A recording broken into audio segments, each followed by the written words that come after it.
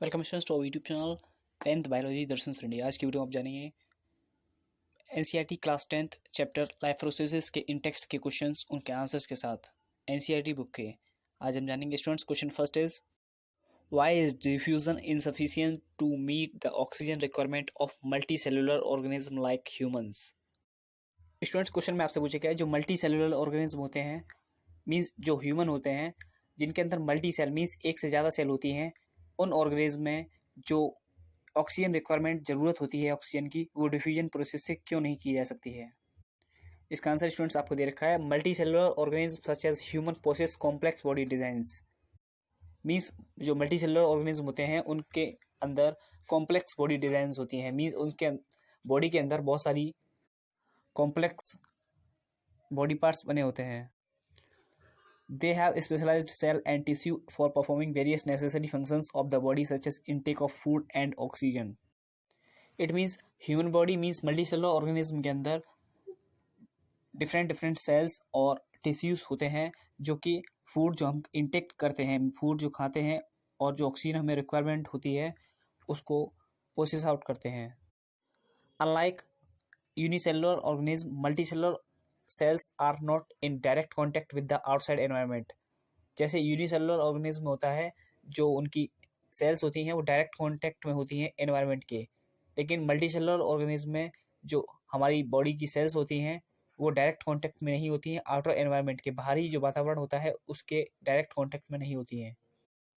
Therefore diffusion can not meet their oxygen requirement.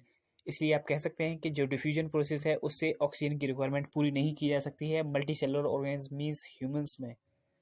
Humans के अलावा भी बहुत सारे मल्टी सेलुलर ऑर्गेनिज्म होते हैं। Question second is students what criteria do we use to decide whether something is alive.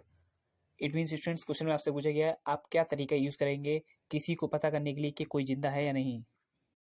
इसका answer students आपको दे रखा है। Any visible movement such as walking, breathing or growing is generally use to decide whether something is alive or not.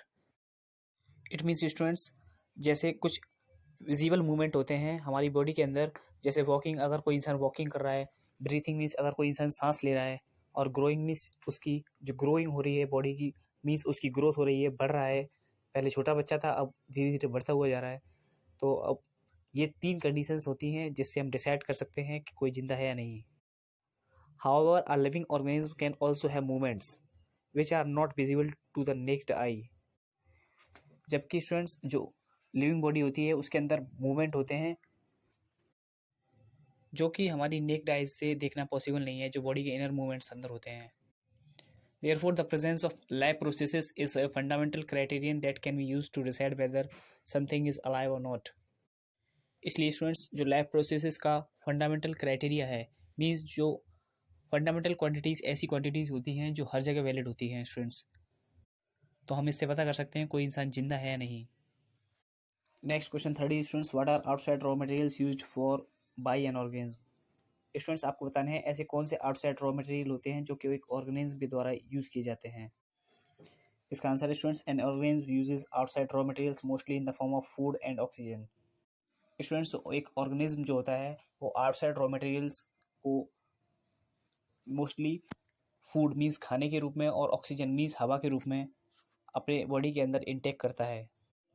The raw materials required by an organism can be quite varied depending on the complexity of the organism and its environment। जो students raw materials होते हैं organism द्वारा use किए जाने वाले वो depend करते हैं कॉम्प्लेक्सिटी ऑफ ऑर्गेनिज्म पर और उसके एनवायरनमेंट पर। मीन्स जो अगर इंसान जंगल में रहता है वो जंगल के हिसाब से खाना खाता है और जो नॉर्मल एनवायरनमेंट में रहता है वो उस हिसाब से खाना खाता है, और जो ऑर्गेनिज्म के ऊपर डिपेंड करता है वो किस तरीके का फूड इनटेक कर रहा है अपनी बॉडी के अंदर। Question 4 students what processes would you consider essential for maintaining life. It means students आपको पूछा गया है कि आप कौन सी प्रोसेसेस को कंसीडर करेंगे जो कि ज़रूरी है हमारी लाइफ को मेंटेन करने के लिए।